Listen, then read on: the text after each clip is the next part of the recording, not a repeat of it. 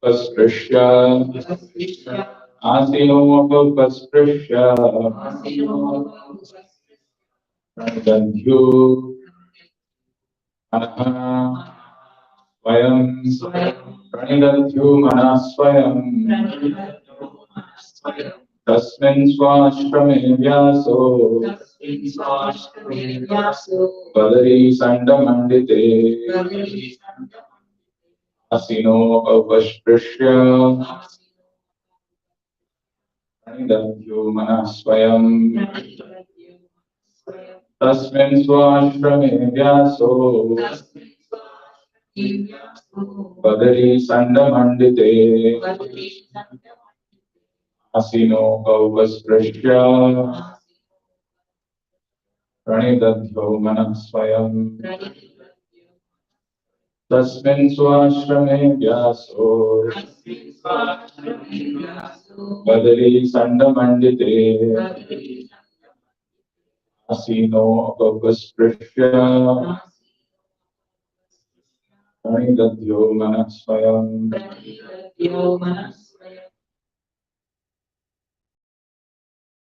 Tasmin Swashrame Vyaso Padari Sandamandite Asinopasprisya Pranidadhyu Manah Swayam Tasmin Swashrame Vyaso Padari Sandamandite Asinopasprisya Pranidadhyu Manah Swayam Tasmin Swashrame Vyaso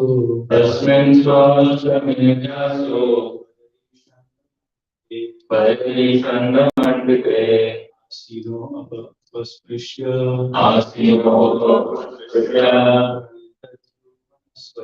Pranidadhyu Manah Swayam Tasmin Ashramam Pashyo Padari Sandamandite Asinopasprisya Pranidadhyu Manah Swayam Tasmin Swashrame Vyaso Padari Sandamandite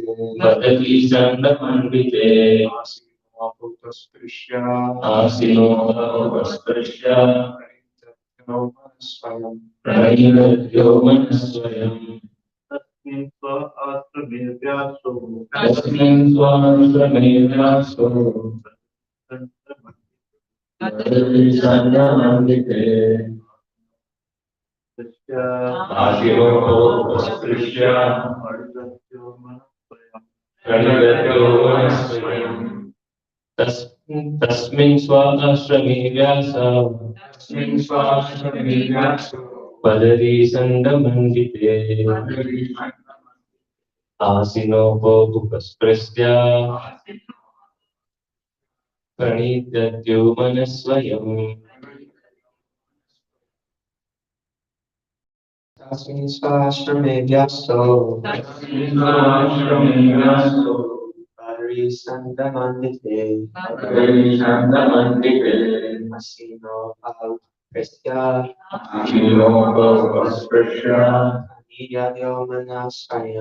Pranidadhyu Manah Swayam Tasmin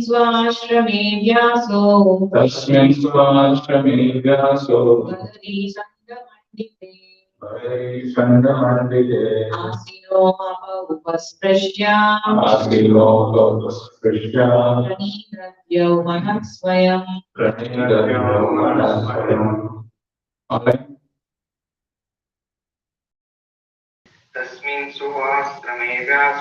Tasmin Swashrame Vyaso Padari Sandamandite Asinopasprisya Pranidadhyu Manah Swayam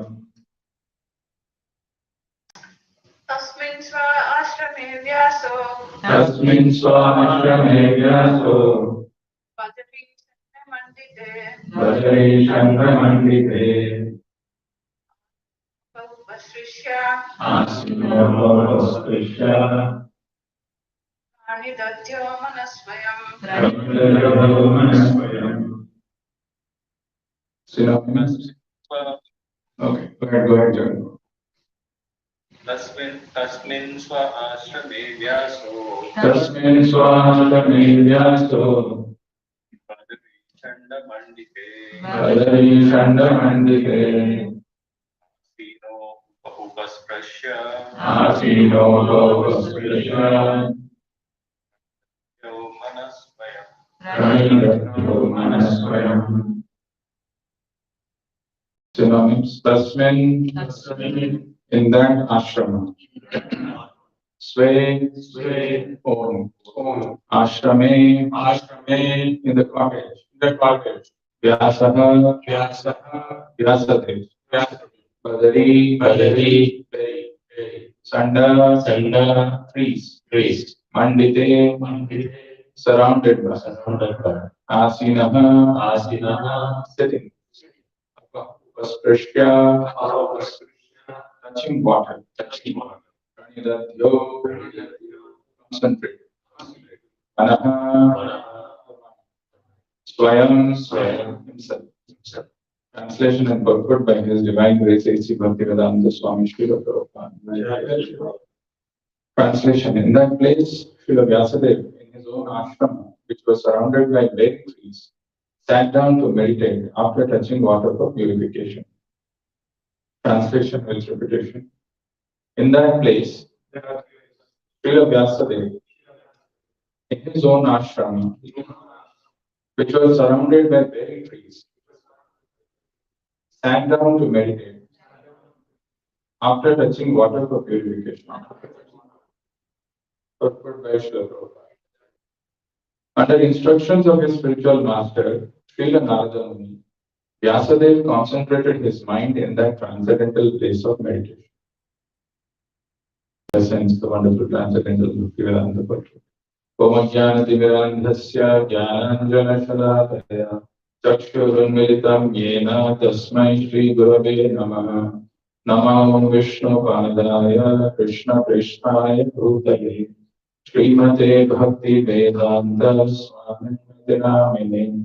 Namaste Saraswate Deve Gauravani Pracharine Nirvishesha Sunyavadi Paschatya Deshatarine. Jai Shri Krishna Chaitanya Prabhu Nityananda Shri Advaita Gadadhara Shri Vasadi Gaura Bhaktavrinda. Hare Krishna, Krishna Krishna, Hare Hare Rama, Rama Rama.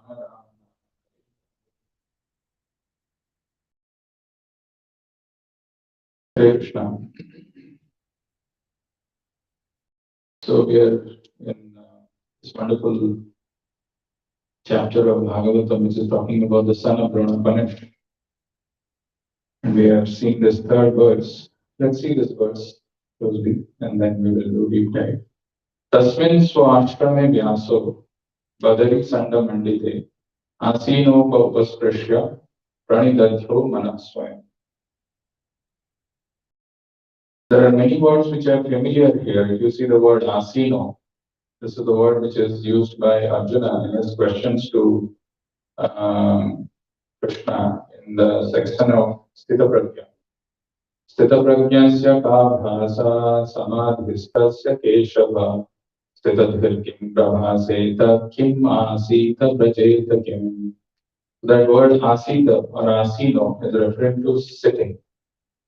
So tasmin swashrame vyaso badari sanda mandite asino upasprishya.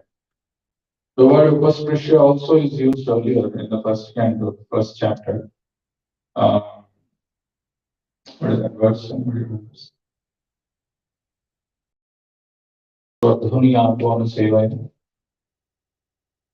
Yatpada Samshaya Sudha Munaya Asamayana.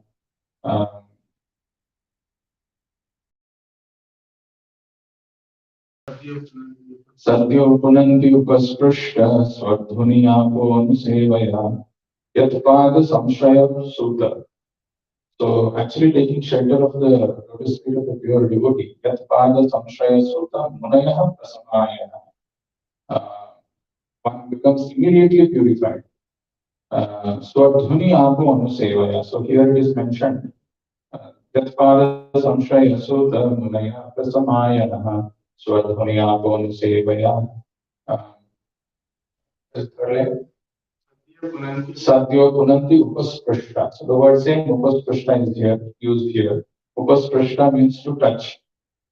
Asino apa upasprashya. Apa is water. Upasprashya is to touch. Tasmin so ashrame vyaso vadali sanda mandite. Asino apa upasprashya. Pranidatru manaswaya.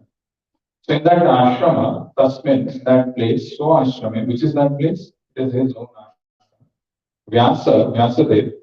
So the ashrama which is surrounded by the berry trees, Vadari Sanda Mandite. It's, Sanda Mandite is a very beautiful expression, and Bhagavatam is telling that surrounded by berry trees. Asino, he sat down. How did he sat down? By touching the water. Prashya, by purifying himself. Pranidatyo, he concentrated. What he concentrated? His mind. Pranidatyo Swayamana. So he concentrated. This is the verse that we have today. In that place, Tasmin, Srila Vyasadeva, Vyasana, in his own ashrama, so ashrame, which was surrounded by berry trees, Vadari Sanda Mandite, sat down, Asinama, sat down to meditate after touching water for purification, sat down to meditate, Pranidatlu, after touching water for purification, Apa Upasprashya, Pranidatlu Manasva. So if you remember so far in Bhagavatam in the 6th canto, we've seen Narada Muni has departed. He has given the instructions that was required for Vedavyas. And then he left.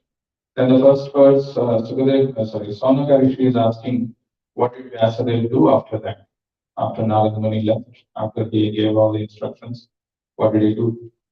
And in the previous verse, we saw that Vedavyas on the banks of river Saraswati, which is filled with the Vedic potency. West side of that, on the western bank of the river Saraswati, which is intimately related to the Vedas, Vedavyas sat down to meditate.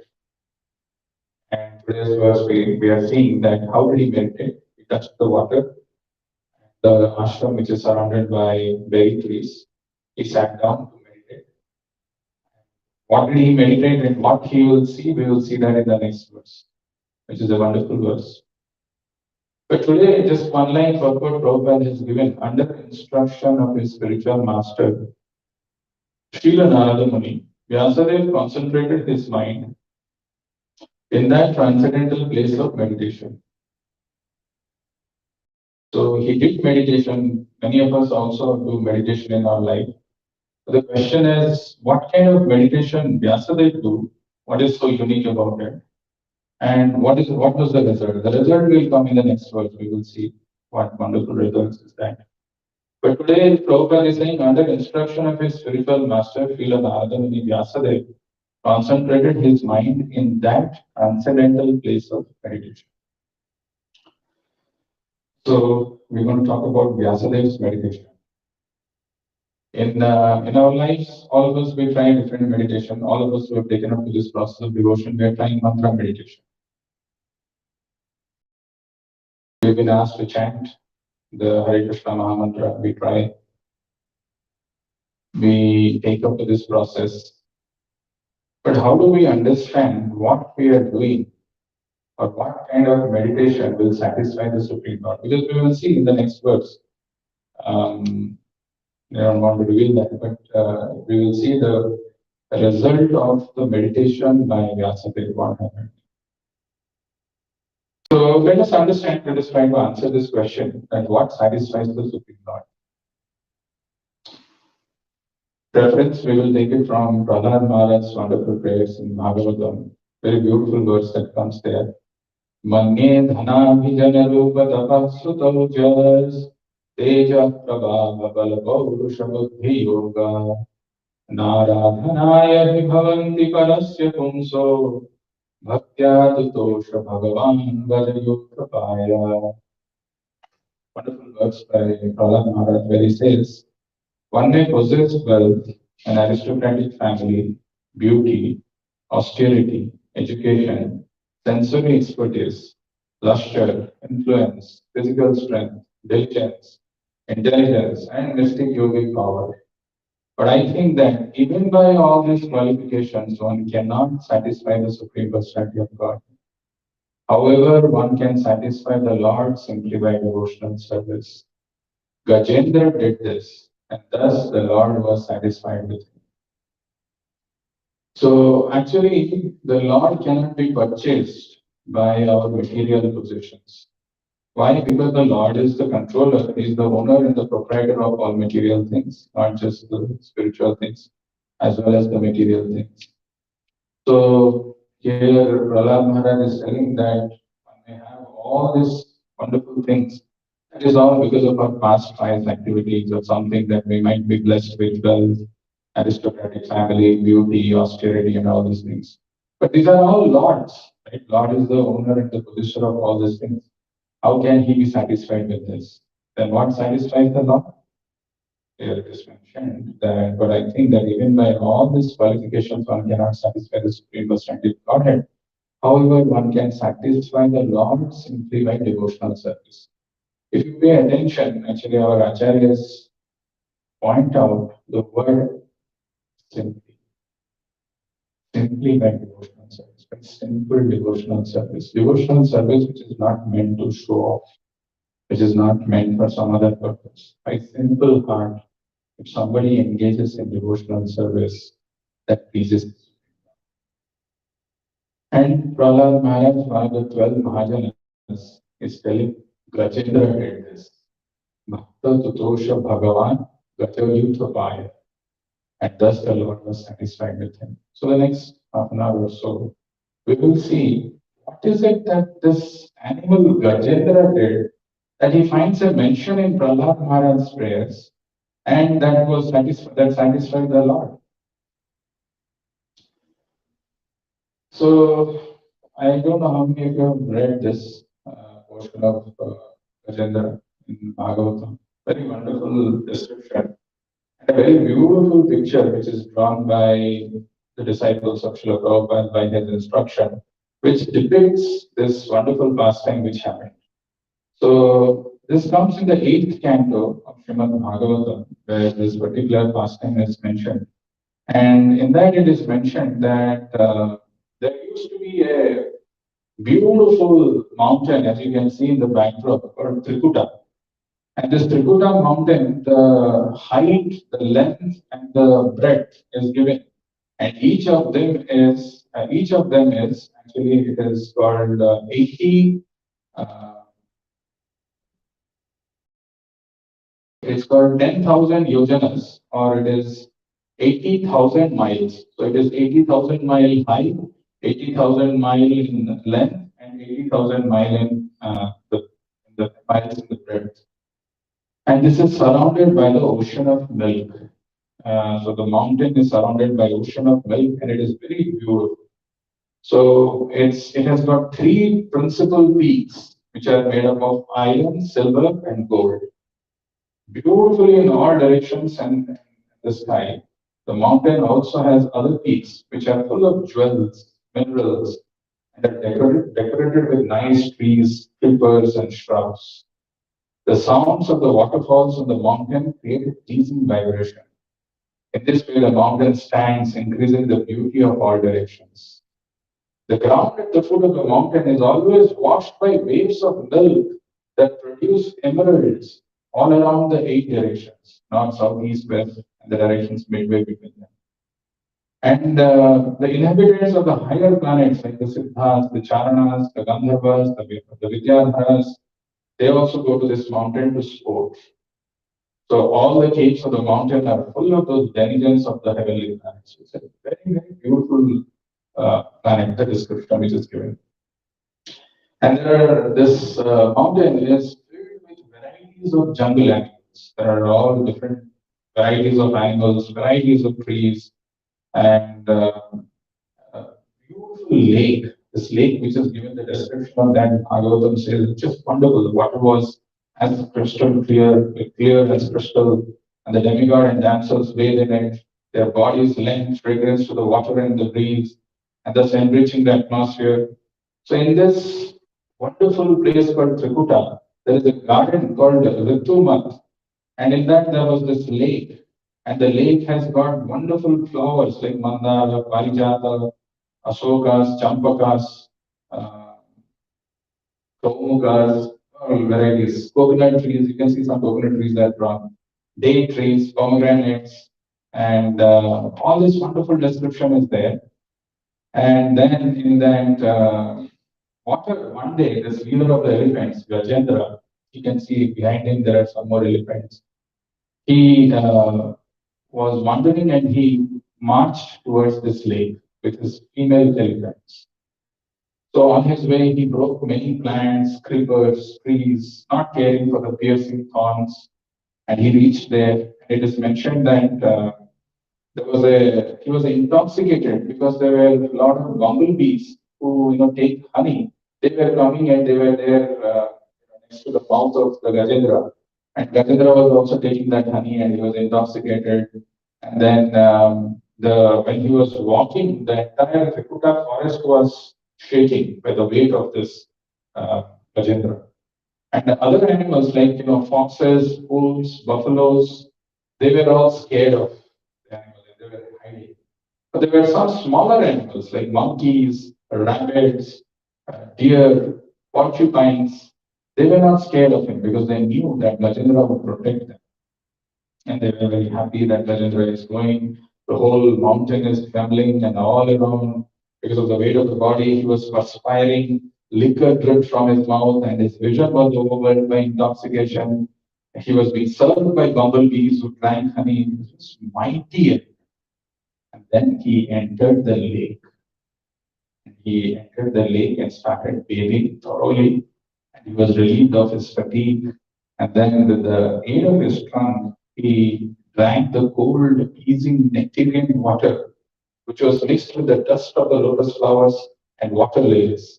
And he was satisfied. And after being satisfied, he took some water with his trunk and splashed on his female elephants, his children, his relatives.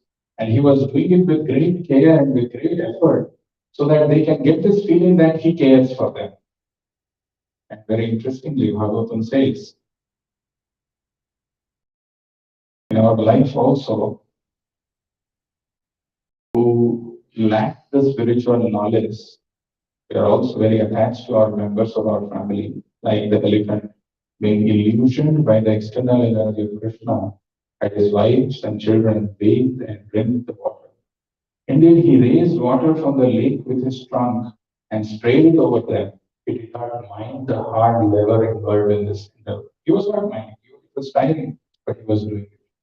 But here Prabhupada is saying, like this elephant, who's lacking the spiritual knowledge and who's very attached to the members of his family, we are actually no different than Gajendra. Deeply in some kind of illusion, we think we are meant to serve our family members, relatives. We're supposed to live happily ever after with them without knowing how, just in a matter of time, it will be revealed what happened to Gajendra and what happened to his family members. So then what happened? So when suddenly this, elephants are making huge ruckus, they were creating splashing water on each other and making this noise. There was a crocodile who used to live in that water.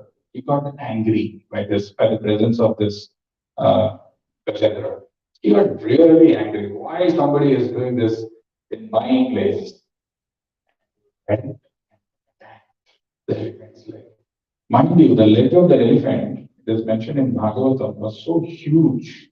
It is not like some ordinary this thing. Even inside the water, the elephant's leg was very, very big, gigantic, but it was caught by the jaws of the crocodile. Then what happened? I want to show that picture again. You see that You see this, the crocodile has got the feet, the leg of the Gajendra, the elephant. All his family members and relatives, when they saw this sight, they tried to pull him. They tried to pull him with all their might, whatever strength they had. First, the crocodile, first the elephant himself tried. Gajendra tried to come out of it. He was trying to pull the crocodile in one direction. The crocodile was trying to pull him in one direction. And this pulling was continuing for a long time. And the elephants from behind, they went and caught somehow the elephant, the Gajendra, tried to pull him. But they all failed utterly, miserably. And it is mentioned that his wives felt very, very sorry, began to cry. Children who are very helpless will come to his father. They also saw that our father is supposed to protect us, but he's now what we can do. They were also helpless. They started crying. All other generals who were there behind this Gajendra, they also saw that, despite Gajendra's tremendous strength, he's not able to release himself. One after another, they left him. Actually, this pastime, maybe we would have heard, and we may think we know everything. But actually, what happens is the deep purport of this kind of, wakes us up from slumber. Otherwise, material wealth, position, and material consciousness keeps us in a deep state of illusion and forgetfulness. We think we are in control of situation. My family is doing well. My son is doing good. My father, mother, everybody is there with me. What is the problem? But here it is mentioned as this danger is also sent by providence. This is called sankata. Dangers come in life and we try to find out what happened, why did it happen, maybe because of him, because of that. But this material world is defined or is mentioned in the Bhagavatam as padam, padam, yad, vipada. In every step there is danger and this danger is sent by the providence. And when that danger is there, even though we have a lot of confidence on our family members, material assets, material positions, none can come to our rescue. So in this fight, this fight between the crocodile and the elephant went on for 1,000 years, not just 1 day, 2 day, 1 hour, 2 hour, 1,000 years. But Prabhupada mentions in the purport that since the crocodile is the animal of the water, its strength, it was able to eat and it was able to survive, it was able to nourish its body, and its strength increased, whereas elephant, being the animal of the land, its strength started diminishing. All of us being spirit souls, also Prabhupada mentions in the purport, being spirit souls and entrapped in this material body, in this material world, this is not our regular, this is not our place of habitat. So we are constantly under the influence of this material energy. It drags us down. In first canto, fourth chapter, there was a verse which was there. Bhautika naam.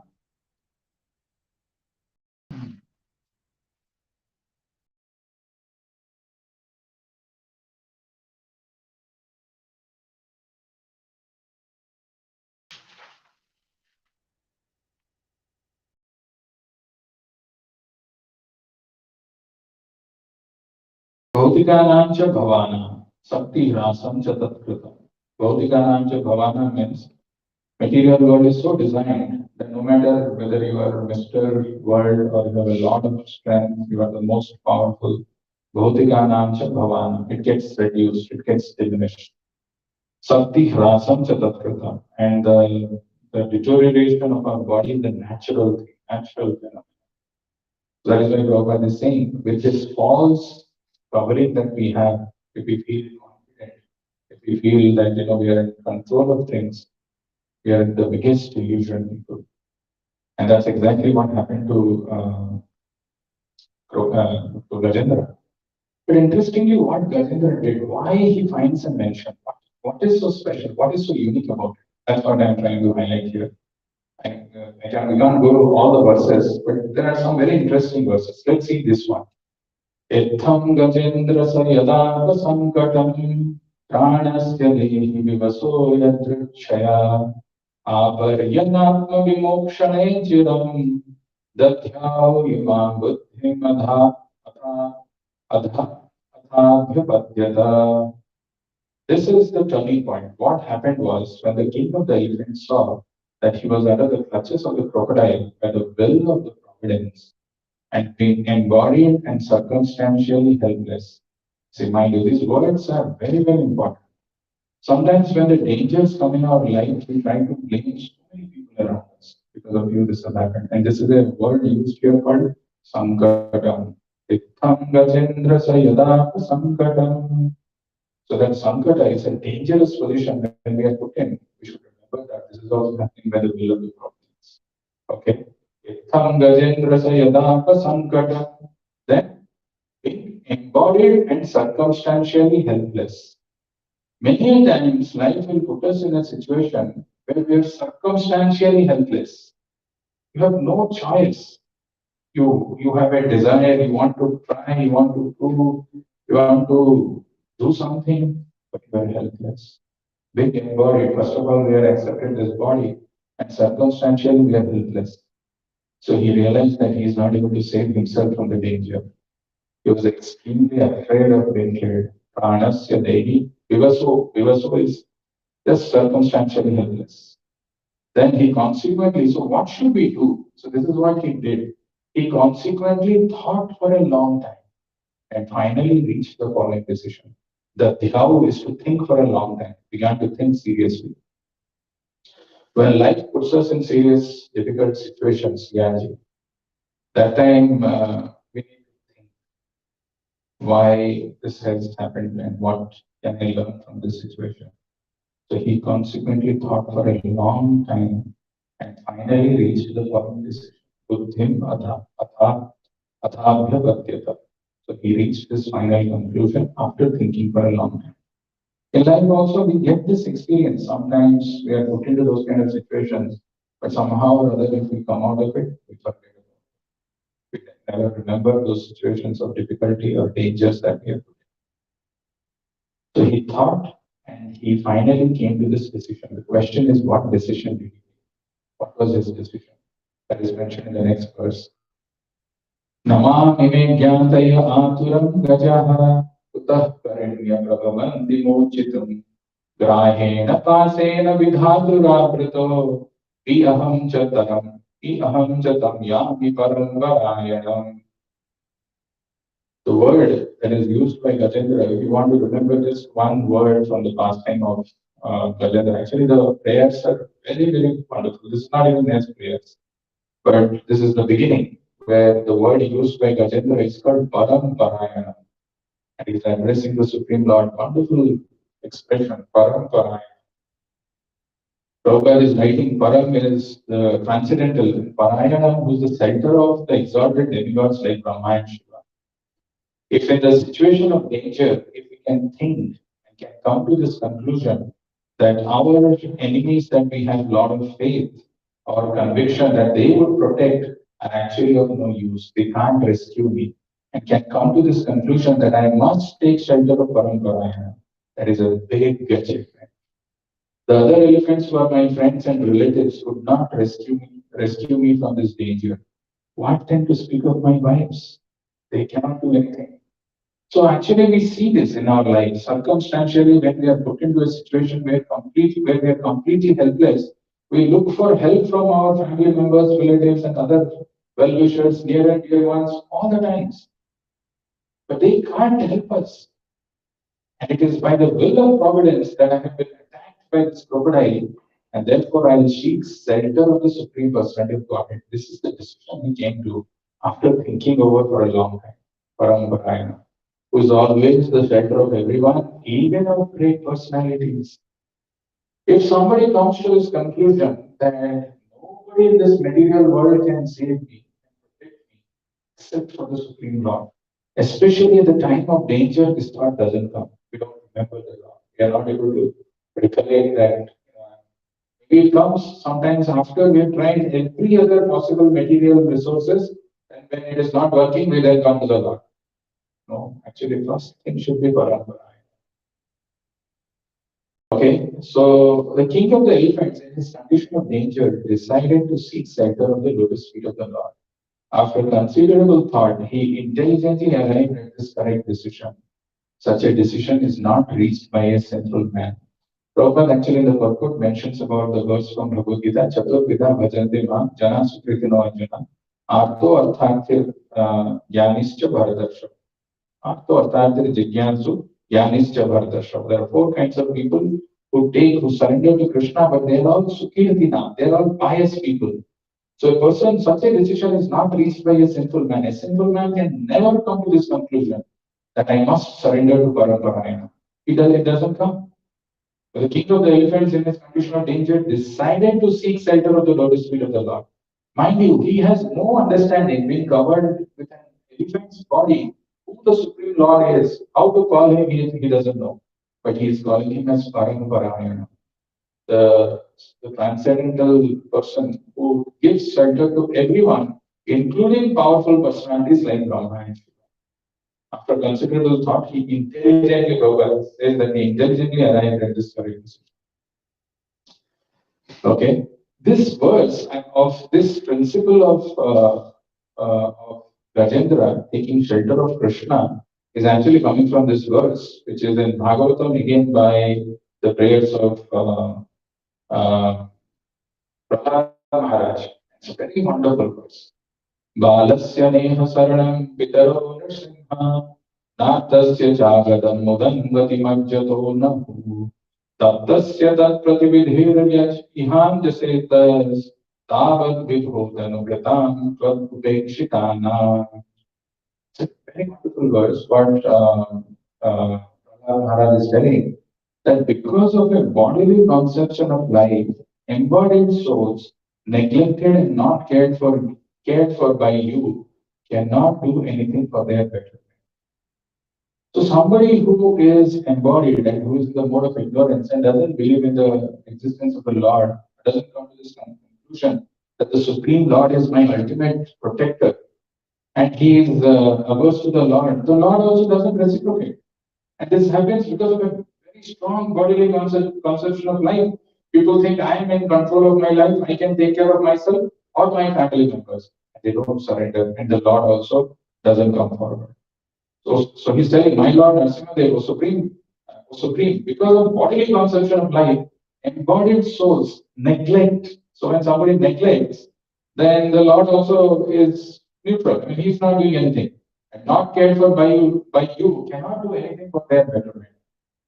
Whatever remedies they accept, it's not like they are not trying for any remedies, but here it is mentioned, whatever remedies they accept, although perhaps temporarily beneficial, are certainly impermanent.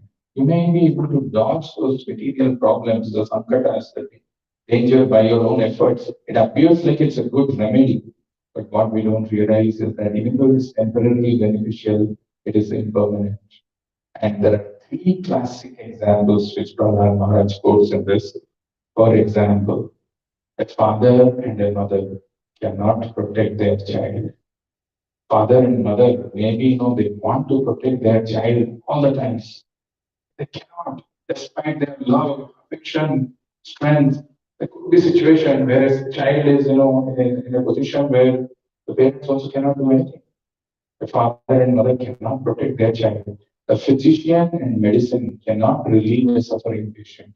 If that had been the case, every doctor with some medicine or other could have, at least one doctor, if he's the best, he could have relieved all the patients, or the sufferings of all the patients, or he could have protected the lives of so many patients. It is not true. A physician and medicine cannot relieve a suffering patient. And a boat on the ocean cannot protect it. There may be a boat in the ocean, but it cannot protect a drowning man if it is somewhere far off, or if it is ocean is too turbulent, it cannot. These three examples which Prahlad Maharaj gives, it actually talks about our realities. It's a very, it's something which needs to be awakened within, and we need to understand what is our position with respect to the other materialistic people in this material world, and what are we trying to do. We're trying to be safe, we're trying to be always happy with our family members, relatives, and we think we have plans, we can take care of all the dangers which are coming in our lives. But it is not possible. And that is why the decision which he arrived in, Gajendra, is one of the best decisions. Then there is the last verse of 8th canto, 2nd chapter, and then he goes to, I would just tell one more verse, and then we will see something very interesting which is emerging from this, what Gajendra did and why he finds a mention in the prayers of Prahlad Maharaj. Yah kaschaneshu balino antaporagat prachanda vega avidhavato vrisham idam prapanna paripati yadbhayan mrityu kadhavati aranam tamepani. This is wonderful verse. Wonderful verse. Yah kaschaneshu balino antaporagat. Sometimes we may not even be aware of the potency or the power of the Lord. Yah kaschaneshu balino antaporagat. We have no idea how much powerful the Lord is. Yah kaschaneshu, it is not possible. But what we are not realizing is prachanda vegad avidhavato vrisham. There is with a great force. There is this force of time which is just running behind us to gulp, to try to catch our neck from behind. Prachanda vegad avidhavato vrisham idam prapanna paripati yadbhayan. And we are fearful, scared, though we are always sleeping. We are not able to focus when we are supposed to. And we are deeply engrossed in ignorance. And when something goes wrong terribly, what should I do? Where am I going? Imagine some here and here. Something happens to them. And your heart, your body, mind, soul is with them. You're not able to do anything. Or your own body, some kind of. But here it is mentioned, if we just turn towards the Lord whom we don't know how powerful He is, when we turn towards Him, Mrityu Pradhavati Aranam Talimani. Actually, the death also runs away from Him by fear. The Supreme Personality of Godhead is certainly not known to everyone, but He is very powerful and influential. Therefore, although the serpent of eternal time, which is fearful in force, endlessly chases everyone ready to swallow him, if one fears the serpent, seeks shelter of the Lord gives him protection. For even death runs away in fear of the Lord. I therefore surrender unto the great and powerful Supreme Authority, who is the actual shelter of everyone. Who is the actual center of everyone. Not some false center. And then this verse, the first verse of 8th canto, 3rd chapter, very interestingly, Gajendra did something, that's why he finds a mention, and that is how we should meditate. Srimad Bhagavatam evam devastito buddhya samadhaya manohrade jajapa paramam japyam prajnanmani anusikshitam. Very wonderful verse. Sri Sukadeva Goswami continued, thereafter the king of the elephants, Gajendra, fixed his mind in his heart with perfect intelligence. So the three things which are mentioned, mind, heart, and intelligence. But he fixed his mind in his heart. Heart is the place where the Lord resides. So he fixed his mind in his heart. What prevents us to do that? Why the mind is so fickle, so unsteady, and why it is so turbulent? Because mind is running for something else. And how do you fix that? With intelligence, with perfect intelligence. Thereafter, the king of the elephants, Gajendra fixed his mind in his heart with perfect intelligence and chanted a mantra which he had learned in his previous birth as Indradimna, which he remembered by the grace of Krishna. There is a very interesting thing you should observe here. Gajendra was not a very big devotee from birth. He was an elephant. He was deeply in ignorance like all of us. But somehow he remembered this mantra just in the right time, the nick of the time, when he is in crisis, when he is in danger. The Lord helped him give this remembrance, and he could chant this mantra. He was a devotee in his previous birth. I will talk about it if time permits, but no, if not, we will see. We will skip. But he could remember. But the important thing is he fixed his mind and his heart with perfect. That is the process of meditation. Time and again we are hearing this morning quotes of Soulful Japa, where Madhavani Prabhu is telling how we should chant. What should be the. There was one question where somebody was asking, despite knowing this importance of devotion, I get complacent in life. I get so carried away that if something goes little right in my life, I forget about everything. How should I remain always eager? How should I remain always humble? And so one of the things that we should always remember is that the death can come the very next moment, not just any time. Yeah, death is certain we know, but it can come the very next moment. That brings us grounded, that makes us humble, that makes us take to this process seriously. Why this process is required? When we take up in this process, then the meditation becomes perfect. It leads to perfect results. But when we do it just mechanically, sleepingly, no interest, no matter how much you tell, then how will it work? How can it work? So that's why he fixed his mind and his heart. He got to hear the entire chanting perfectly with the heart, understanding the position of Namaprabhu. We do that, the result is very different, which is remembered by the grace of Krishna. So this is a very wonderful, this is the beginning of the prayers of Gajendra. And Jhanvi, if you want to stand, you can stand. Yeah. So this, interestingly, after that, Gajendra offers wonderful prayers, but he says towards the end, when the Lord appears, I do not wish to live anymore after I am released from the attack of the crocodile. What is the use of an elephant's body covered externally and internally by ignorance? I simply desire eternal liberation from the covering of ignorance. That covering is not destroyed by the influence of time.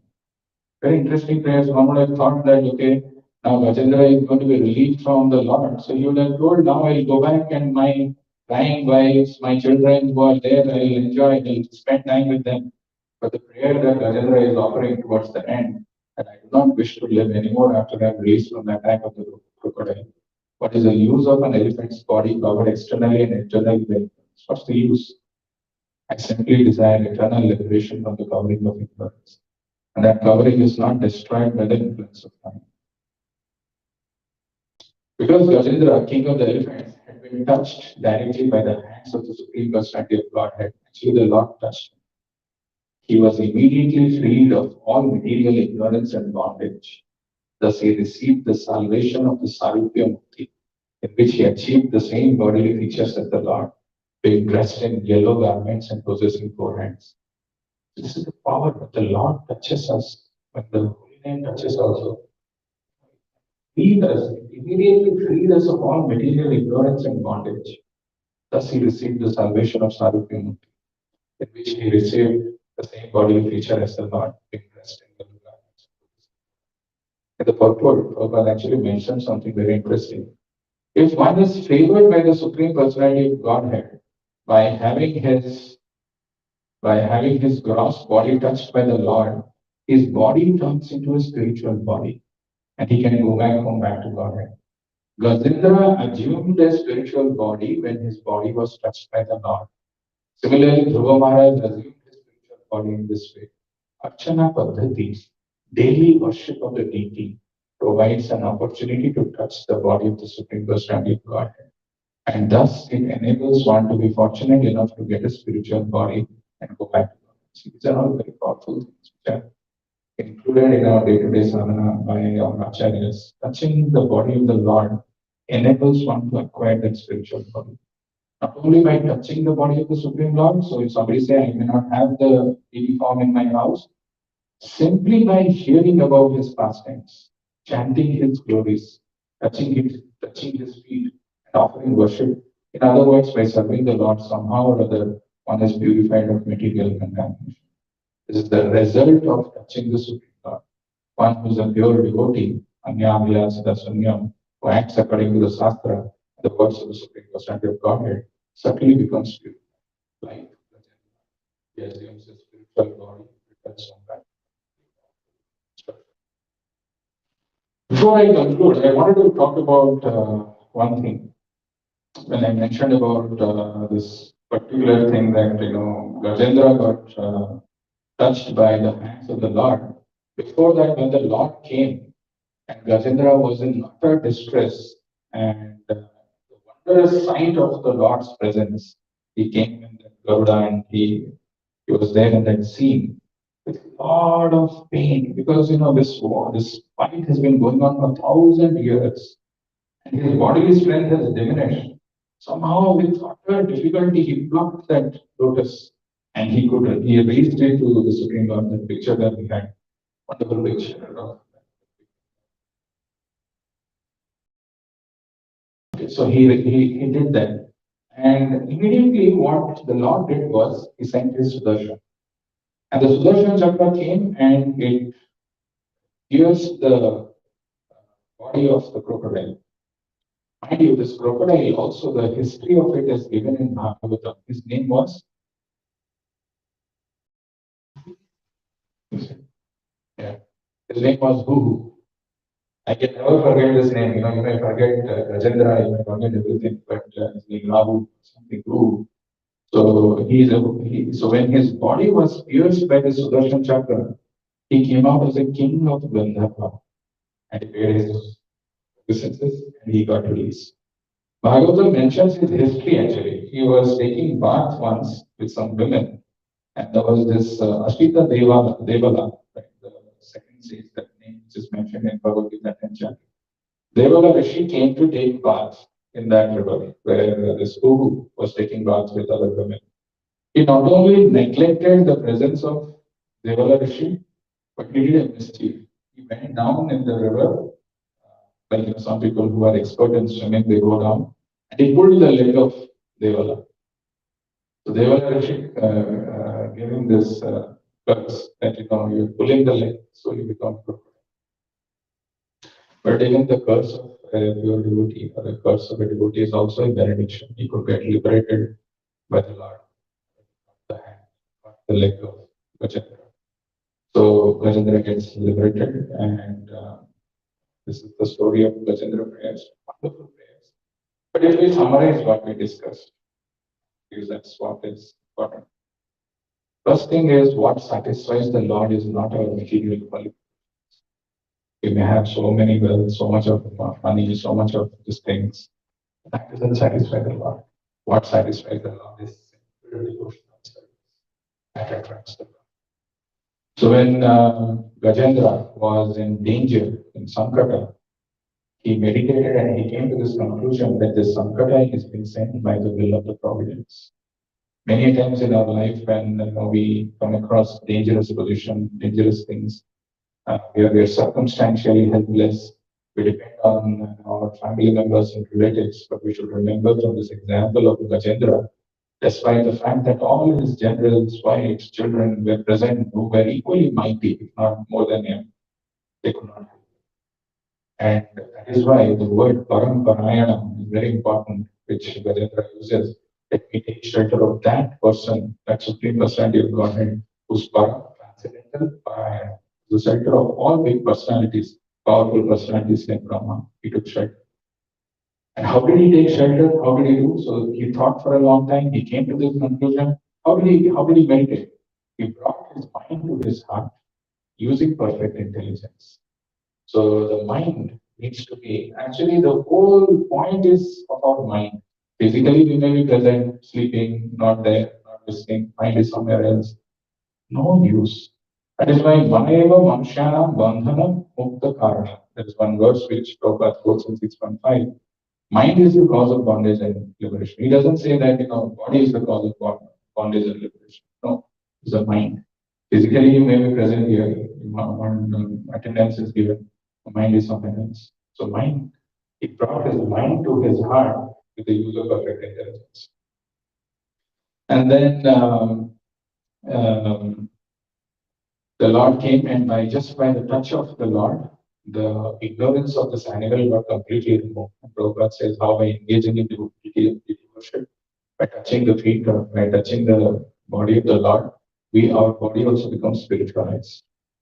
These are some of the important points, and these are some of the points how we should meditate. Why Gajendra's meditation was the topmost that Prahlad Maharaj mentions about. Next class, we will see how Vyasadeva meditated and what was the result of that meditation. Any questions and points?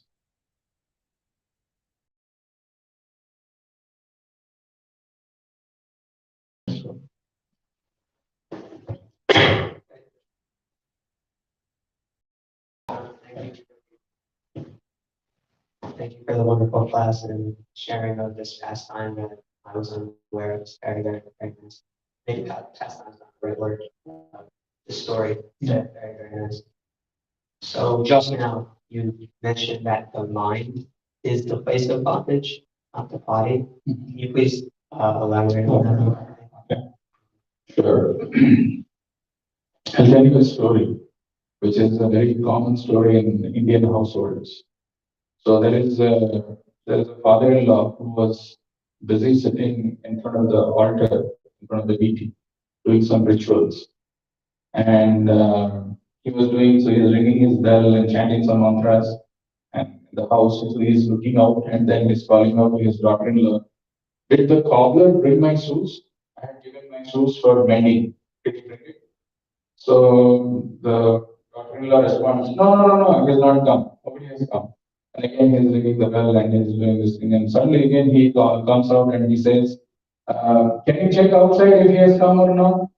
So again, then he's doing something and nothing happens. Then there was a calling bell. Somebody rang the bell. So the daughter-in-law goes and opens, and he saws that, and then she sees that it's the cobbler who's come with the shoes. So the cobbler asks him, "Is your father-in-law here?" So the daughter-in-law responds, "No, no, he has gone to your shop to get the shoes. He was there." Point what I'm trying to make is, physically we may be there, but our mind is somewhere else. It is, doing those things and blind ritualistic things which has no meaning. Sometimes when we're doing devotional service also, just for the sake of doing it, being present, mind is somewhere else, not physically present, doesn't make any difference. There are other very good examples from our scriptures which says that just by meditating, a person could achieve the result of physically being present. There was an example of a Brahmana who was trying to offer something in his mind to the Lord. He was very poor. He didn't have enough resources. He was offering some hot sweet rice to the Lord. But when he cooked that sweet rice with love and devotion in his mind, there is nothing. And finally, he placed it in front of the Lord. He just thought to himself, maybe the sweet rice is too hot for the Lord. It might burn his tongue. So he put his finger to see, and his fingers were burnt. And so, what we are doing, how our mind, where our mind is, that is the whole crux. That is why Krishna is looking, he's not looking at physically how much we have done, but our mind is somewhere else. He's not interested in that. But if we can put our mind in the right place, then that attracts Krishna. Whereas the mind, if it is attracted, if it is immersed in some samsara or in materialistic things, but apparently I'm wearing devotee clothes, it's of no use. So that's why it's called mind is the cause of bondage and liberation. Or I can tell you one more example. It's a very common thing. When a person dies in India, the dead body, when it is taken to the crematorium, they say Ram Nam Satya. Okay, Ram Nam Satya. Ram Nam Satya means the names of Lord Ram is the only truth. Everything else is false. That they say when the dead body is taken. Ram Nam Satya hai, Ram Nam Satya hai, they say that. And the dead body is taken to the crematorium. Now imagine a father who has lost his child. Everybody is crying and mourning and they're carrying the dead body.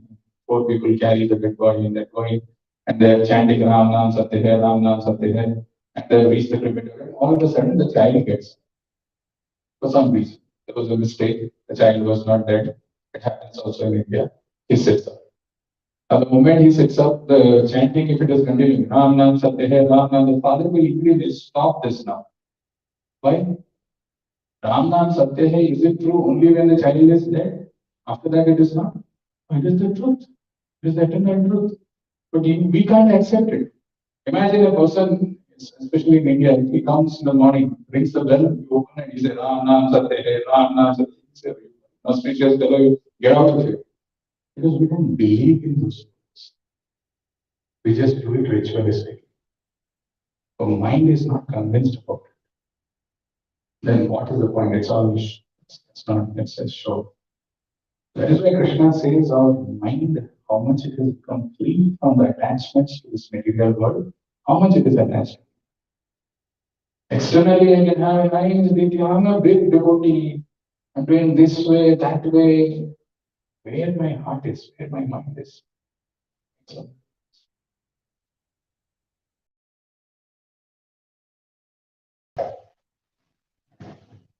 Prabhu. Last purport you have mentioned, Gajendra, he has decided, like he doesn't want to leave once he is saved from the situation. So he got that realization because he was put into that difficult situation. Like for other examples also, if you take Dhruva Maharaj, Prahlad Maharaj, everybody, like when there was a difficult situation in their life, then only the realization happened. So is it a must, no, to go through that phases? no, because Krishna says two kinds of people who surrender to him.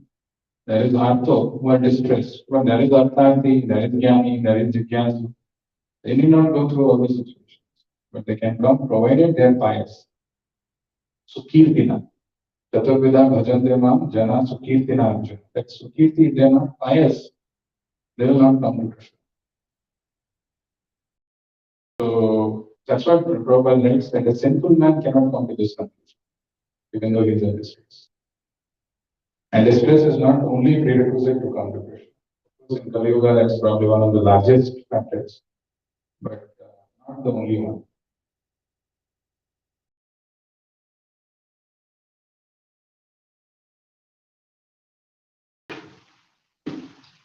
Now the question will stop here and see further what happens in Bhagavatam. Wonderful vision of Vedavyas. When he meditated, what he saw is the clue. It's actually the summary of the entire Krishna consciousness. We will see in the next class. Stop here. Brother